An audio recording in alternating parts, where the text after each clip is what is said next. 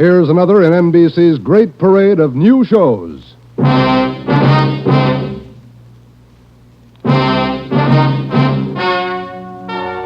Ladies and gentlemen, the story you are about to hear is true.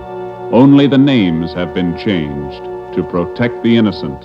NBC brings you Dragnet.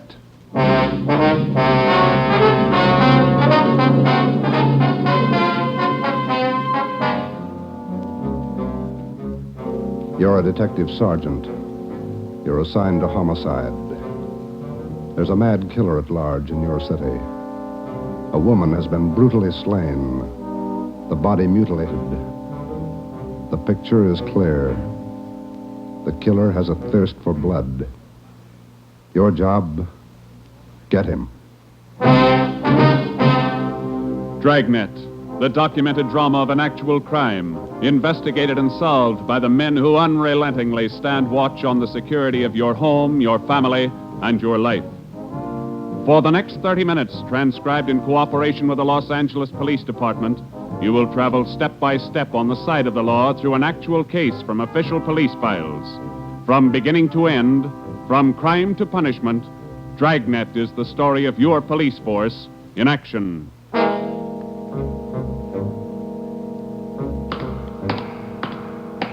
It was Wednesday, January 12th. It was raining in Los Angeles. We were working the night watch out of homicide. My partner's Ben Romero. The boss is Ed Backstrand, chief of detectives. My name's Friday. I was on the way back from the morgue, and it was 11:23 p.m. when I got to room 42. Homicide.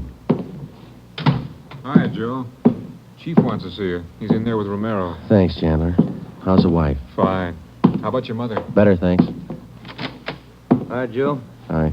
Friday, sit down. Did they post the body yet? In the morning. Pretty messy. Strangled and mutilated. The guy's a maniac, Skipper. The body shows it. A murder like this, anybody's a suspect. The coroner looked at the body. He says the weapon was a long, sharp instrument. Found her in a hotel down on East 3rd Street. Manager's son discovered her about 7:30. You talked to him? It was too much for him. He passed out. Manager wasn't home. We'll check with him before midnight. Close to it now, Joe. We better get going. All right. The boys from the crime lab check the room. They're still down there, Ed. The place is a mess. And get back as soon as you can. We're working straight through on this thing. That's a hot shot. I'll get it. At the Lux Hotel, room 219, corner of South Grand and Cordova. Dead body. Possible homicide. The Lux Hotel, room 219, corner of South Grand and Cordova. A dead... What is it, Friday? Lux Hotel, possible homicide. Busy night. Yeah. You coming, Ed? Right. Let's go.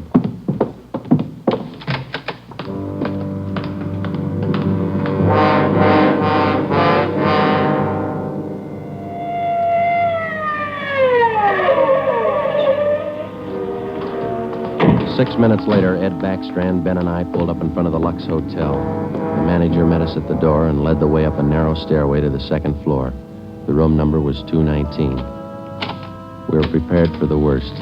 We got it. You're right, Romero. The guy must be a maniac. Two hotels, two murders. The same M.O. Three of us made a brief inspection of the room at the Lux Hotel.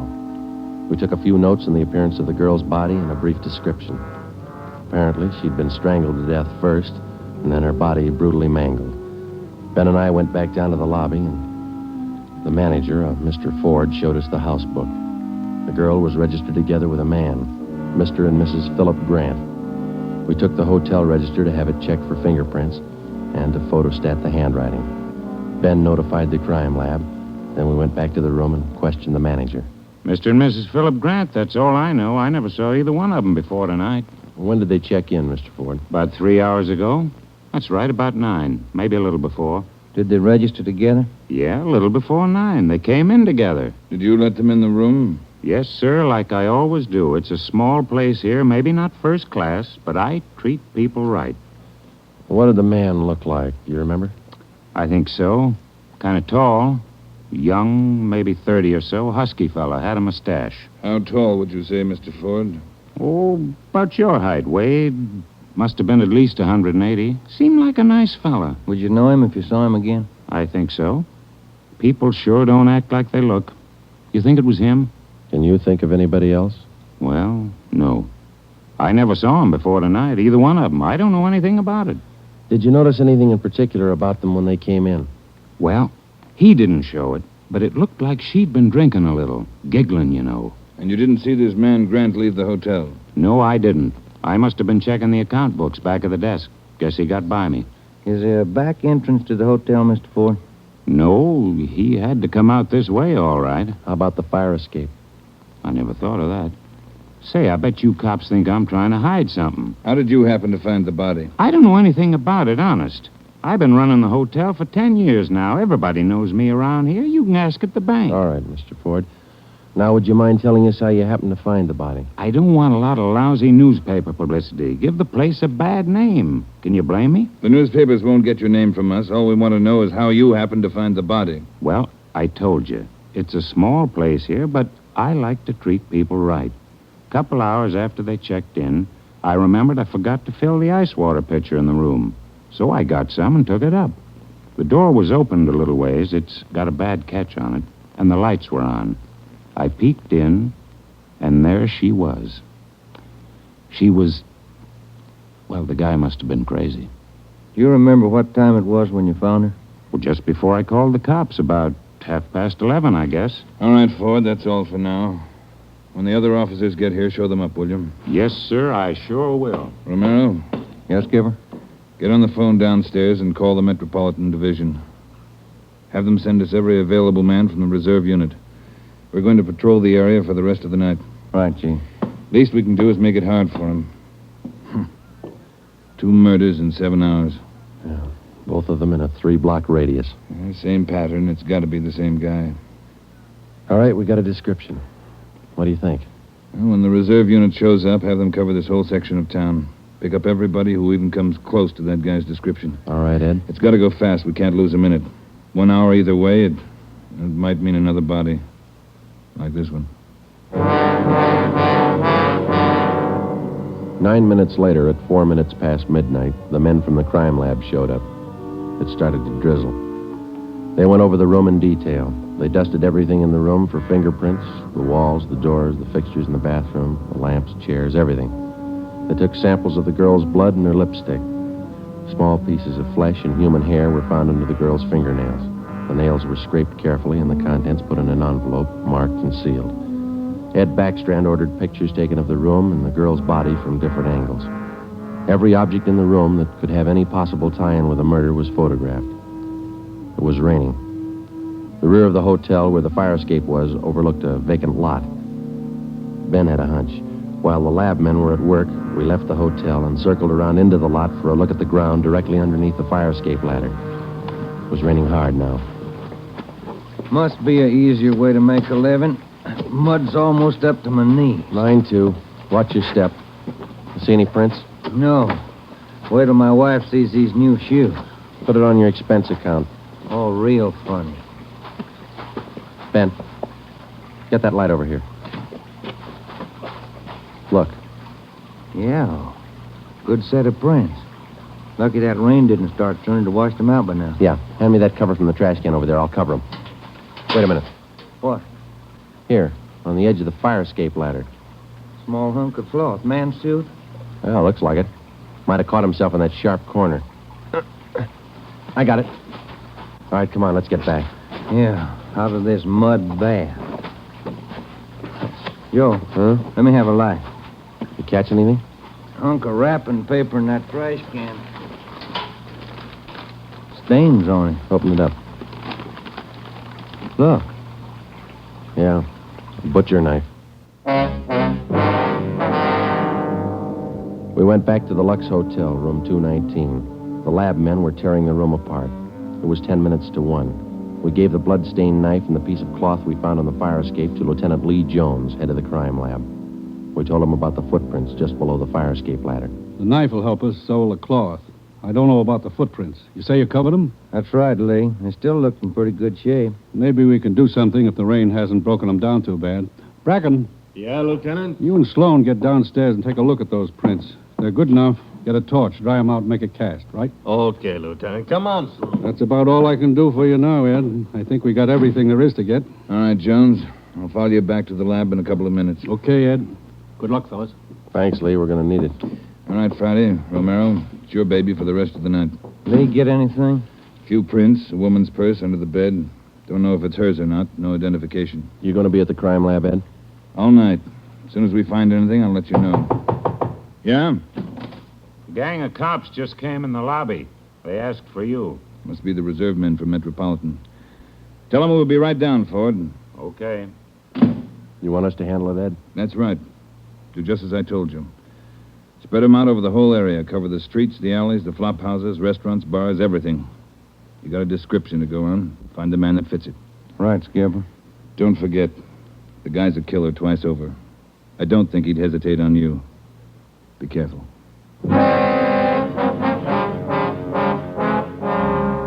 We went down to the lobby, and Ed Backstrand gave the reserve men their orders. Then Backstrand left, and Ben and I took over. We picked up another half dozen men in addition to the men in the reserve unit. They were deployed over an area of a dozen square blocks. It was one of the toughest sections of the city. With a general description of the suspect, some of them were to travel on foot, some in cruiser cars. A few minutes before 1 a.m., there was a steady downpour. Visibility was bad.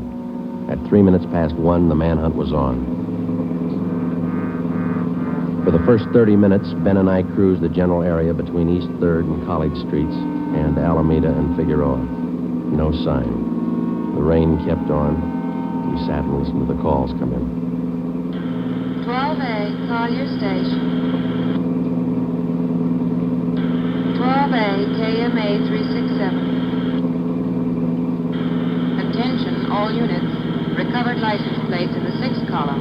4 Young, 7690. 41R, 788 Standard Avenue at 373. 41R, KMA 367. Unit 71 at 2816 West La Cienega, a 507 party. What do you think, Joe? Any hunches? I think he's still around, somewhere inside these 12 blocks. I'd bet on it. 5? All right, you're on. Want to check out a couple of these bars along here? Getting on to closing time. It's a good idea. Pull over, huh? All right, let's check him for the next couple of blocks, huh? Right. For the next 6 blocks until closing time, Ben and I checked every bar and every informant we met along the way. The questions got to be automatic. Have you seen a man answering this description? Tall, dark, about 5 feet 11, 180 pounds, well-built, mustache, about 30 years old. The answers got to be automatic, too. Sorry, officer, I haven't seen him. No, can't remember him. Try the place down the street. We kept on checking the bars until they closed for the night. Then we started on the all-night restaurants and coffee counters. We did plenty of legwork for the next hour. Not a trace. About 2:30, the rain let up a little, and then it started in heavy all over again.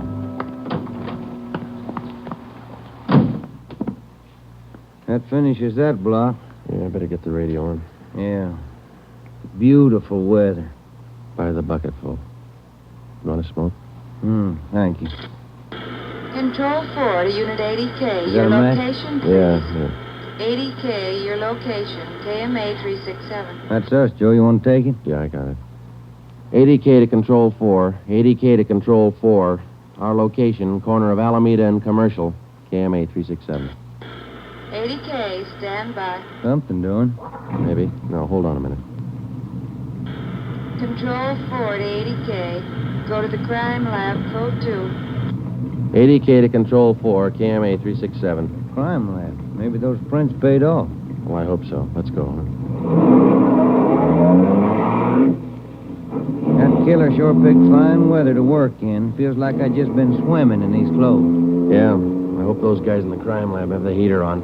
A hot bath and a warm bed lead me on. Attention, all units. Hold it. Let's get the radio. All units. At 420 St. John's Place, a woman screaming.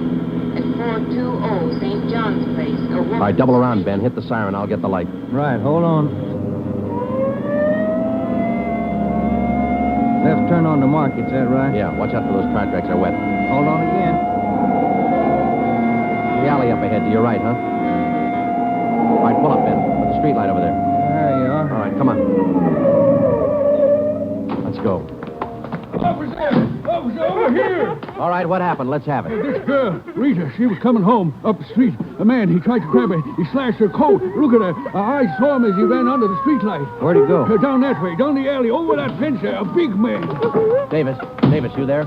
Yeah, Joe. All right, Ben, go with Davis. Circle behind the alley. See what you can find. I'll call in. All right, come on, Dave. Yeah. Officer, look at her face. What's wrong with her? Severe state of shock, it looks like. Get her in the house, huh? I'll call an ambulance.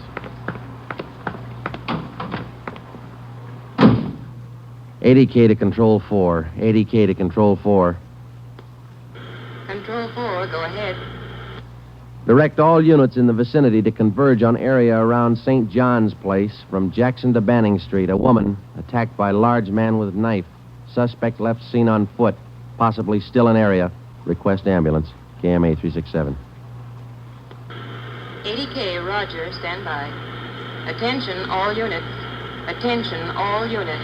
Converge on area around St. John's Place, Jackson to Banning Street. 80K reports woman attacked by large man with knife. Suspect left seen on foot. In 3 minutes, the area around St. John's Place was surrounded. For the next hour, the men combed the neighborhood back and forth. Every building, every storehouse in the 2 square blocks was searched from basement to attic. No trace. The girl, Rita, was hysterical. She could give us only a bare description of her attacker. At 3:45 a.m., a detail was assigned to patrol the area and the rest of the cars, and men were deployed again in the general area from Figueroa to Alameda Street and East 3rd to College Street. The manhunt went on. So did the rain. At 3:54, Ben and I checked in at the Old City Jail building, 2nd floor, the crime lab. Chief Ed Backstrand and Lee Jones were waiting for us. Heard about the call. How'd he get away? Not sure it was him, Skipper. How do you mean? Well, the girl wasn't hurt bad for one thing. No attempted strangling. For another thing, the guy stole her purse. That doesn't sound like the man we're after. Did you get a description from the girl? Didn't jibe too well, what she gave us. She was pretty hysterical. And you raked the neighborhood good? Every corner. Not a sign. You find anything? Yeah. Jones? Yeah, Ed. Fill them in, will you? Not one print on that knife you found, boys. Blood, but not a print. Your killer's crazy like a fox. And how about the scrapings from the girl's fingernails, Lee? Didn't help too much. Rarely do. Not enough to go on. Gotta have a fair-sized bit of flesh to run it for papal ridges. All we found under the girl's fingernails were small bits of skin. Yeah? She probably scratched the guy up some. Might have drawn blood. We had more luck with the footprints. You get an impression? Dried out the ground with torches and cast them. About size 10B. That's fine, Lee. But how about the prints? Only good one was a thumb. Real good. Got it off the wall near the light switch in the bathroom. Did you classify it yet? Yep. Found it in our single fingerprint file. The print belongs to a man by the name of Long. Robert Long. You got a record, Ed? Yeah. Misdemeanor. 2 arrests for drunkenness last October. Petty theft in December. The mama sheet shows a dishonorable discharge from the United States Coast Guard in 1946. Age 29, 192 pounds, 5 feet 10 inches, dark hair, dark eyes. That's close enough. We got even closer, Joe. Long works as a counterman at the Cottage Cafe down on South Flower. Started there last week on the early morning shift, but he didn't show up for work last night. Good. Where'd you get the tip? The knife you boys found. It didn't have any prints, but it had a brand on it. We ran it down. It was taken from the Cottage Cafe. Mm-hmm. Any address on this Robert Long, Ed? Yeah, got it from his boss. Rooming house on East 1st. Landlady says he hasn't been home in 2 nights. Yeah, now we wait. Rooming house is staked out, and so is the Cottage Cafe, just in case Long decides to show up for work this morning. What time you got, Romero? 6 minutes past 4. All right. We've got every indication that Robert Long's the man we're after. His description, fingerprints, the knife, the footprint, his size. Maybe we're wrong. I don't think so. How about a motive, Ed? I think Robert Long likes to kill. He's thirsty for it. None of the victims were criminally attacked. They were strangled. Bodies mutilated. How about robbery? No. 2 of the women he killed had money in their purses. He didn't touch it. Well, what's next, Skipper? Back on the street? Figueroa to Alameda. East 3rd to College Street. Keep a net around that area and work it back and forth until we're positive he's not inside. I think he is.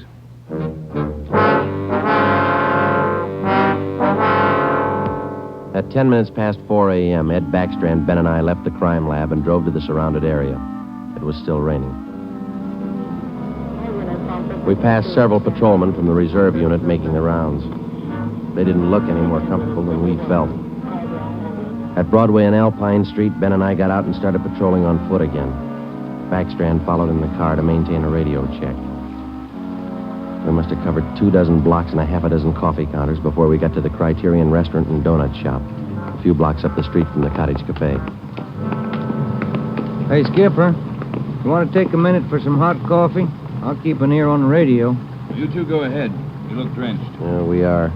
Can we bring you some back in a paper carton? Fine, thanks. Cream. No sugar. All right, Ed. Come on, Ben.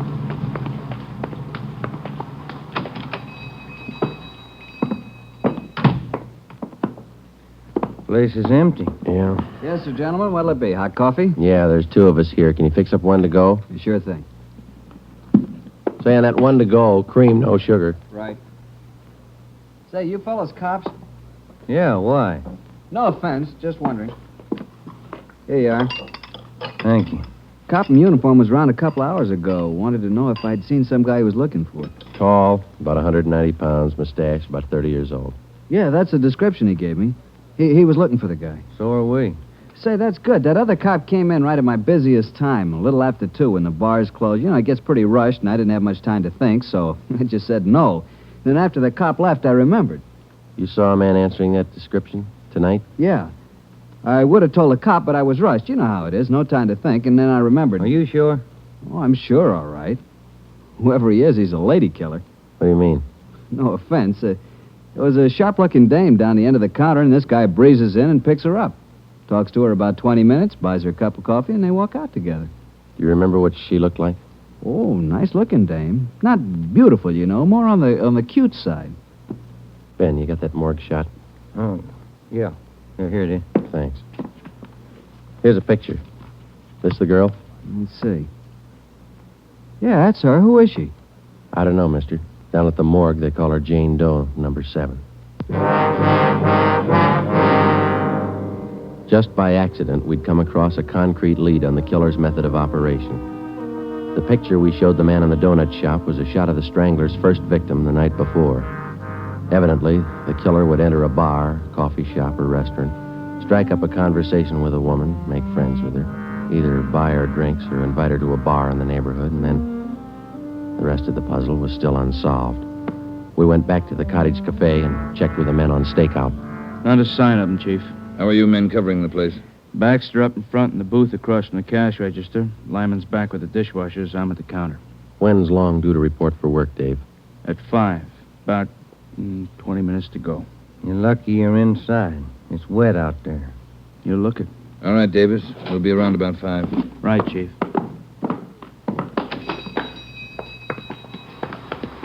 Let's get back in the car.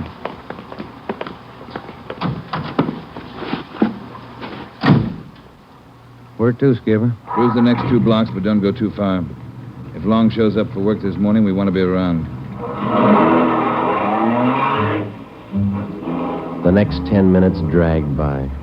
The rain kept on. Backstrand chewed nervously on a cigar. At South Flower and First Street, the sewers were clogged with street refuse. The rain backed up and filled the intersection. A group of aircraft workers huddled together in a doorway on one corner, waiting for the bus. It was cold and damp. I opened one of the back windows in the car to get some fresh air in. Off in the distance and close by, we could hear the sounds of a big city waking up slow to a rainy January morning. It was 8 minutes to 5. Attention all units. Attention all units. At 780 East Main, a restaurant. Man answering description of murder suspect. All right, Romero, step on it. Right, Skipper. About 10 blocks away, Ed. Who's going to cover the men at the Cottage Cafe? If this is a blind lead, it won't take us long to find out. They can handle it alone if they have to. Well, hang on. Look out. We're skidding. That was a close one, Ben. Yeah. If this is the guy, I owe you $5, right? Yeah. Attention all units. Additional information on your call to 780 East Main. Officers in pursuit of suspect. Suspect is on foot. Step on it, Romero. Attention all 2 more blocks, skipper. Watch it, Ben. Next one to the left. Got it. That's the joint up ahead there. All right, watch your step and don't take chances. Don't play with him. Right. Here we go.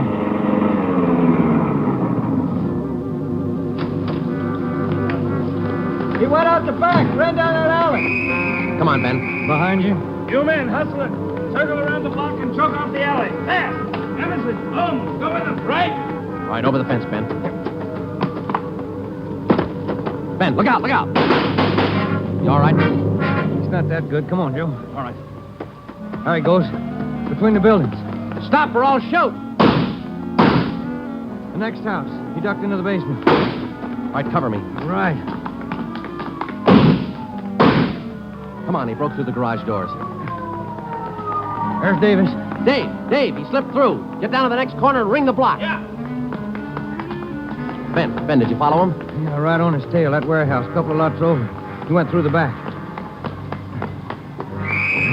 There it is, Joe. All right, don't go in blind. Watch out. All right, you haven't got a chance. Come out with your hands up. He's not stopping, Joe. All right, let's fan out. All right, Ben, cover me. I'm going for the door.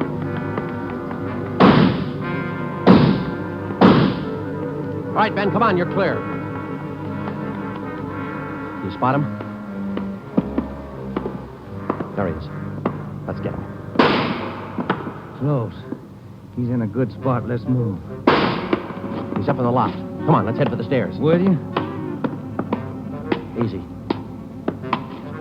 You spot him, Ben? No. Not a sign. Ben, look out, that packing tape.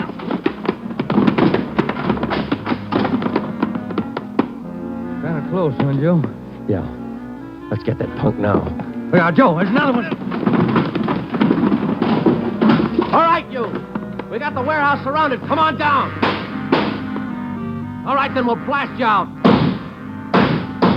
Joe, he's dropping down the ladder. He's going for the front door. They're waiting for you with Tommy guns out there. They'll cut you down.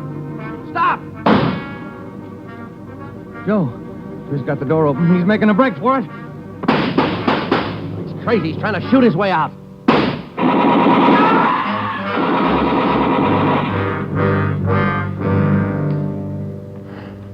Well, he asked for it.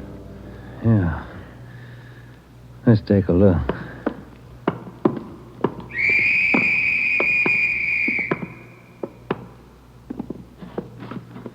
Messed up. Well, like his girlfriends. Yeah. Maybe he just didn't like women. Maybe. Hi, Ed. You all right? Tired. This is him, huh? Even the scratches that girl made on his face. Description match? 5 feet 10, 192 pounds, dark hair, dark eyes, age 29. Robert Long, killer.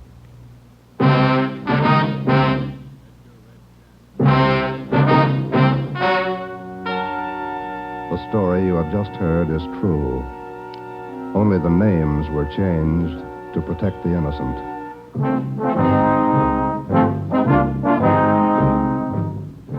You have just heard the 10th in a new series of authentic cases transcribed from official files. Technical advice for Dragnet is furnished by the Los Angeles Police Department. Tonight's program is dedicated to Detective Louis A. Abbott of the Chicago Police Department, who on the afternoon of March 3rd, 1947, gave his life so that yours might be more secure.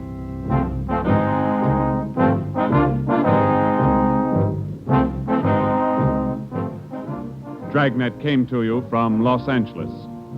If you enjoyed tonight's production of Dragnet, you'll probably want to listen this Saturday evening to a pair of adventure shows featuring two well-known Hollywood personalities. You'll enjoy Brian Donlevy, star of Dangerous Assignment. Also on Saturday's schedule is Richard Diamond, private detective, as played by the screen's romantic tough guy, Dick Powell. Listen to both of these exciting programs this Saturday over most of these NBC stations. This is NBC, the national broadcasting company.